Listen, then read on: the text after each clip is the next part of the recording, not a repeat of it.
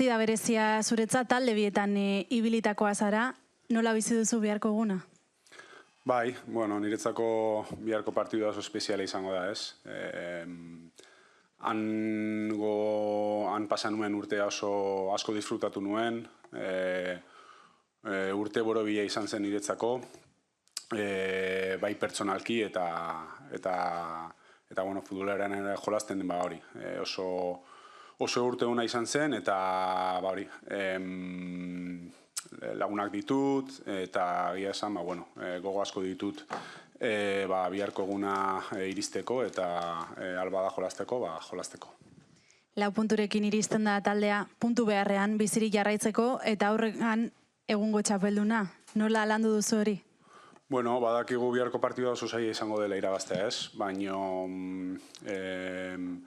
pentsatzen dut iazko partidua jolasten badugu, nivel hori erakusten badugu, gauzak erresagoak izango dira guretzako eta beste alde badakigu 3 puntuak lortu behar ditugula aurrera jarraitzeko, ez?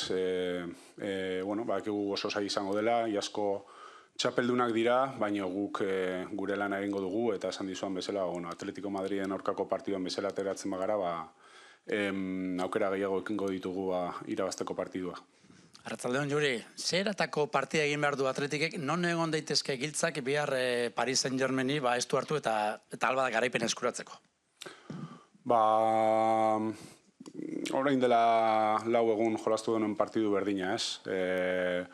Hori da guk nahi dugun Atletik ikusi, goian presionatu, goian lapurtu baloiak, eta talde ausarta izan, ez? Eta horrela gauzaiek tema ditugu, guretzako gauzak erresago izango dira.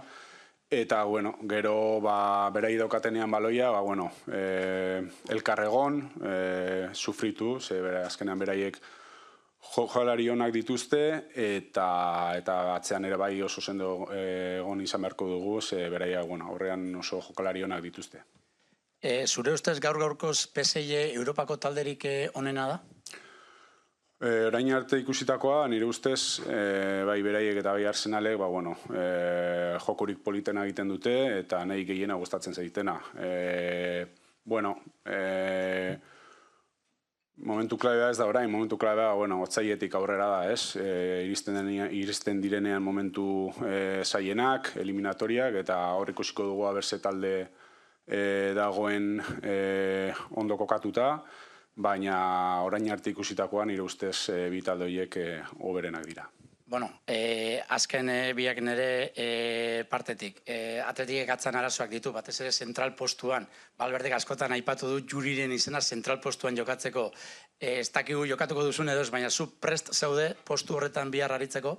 Bai, ni prest beti, azkenean asko entrenatu izan dut postu hortan, egia da ez dela nire tokia, baina Ernestok nahi badu prest egon naiz partidu hori jolasteko eta alik eta berena egiteko. Gero beste jokalari batzuk daude ere bai postu hortan aldezaketela jolastu eta ikusiko dugu bere entrenatzaileek zer nahi duen egin.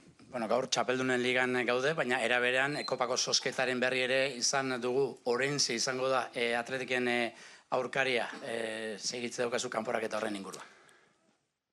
Seguruenik oso zaila izango dela guretzako, ez? Iazko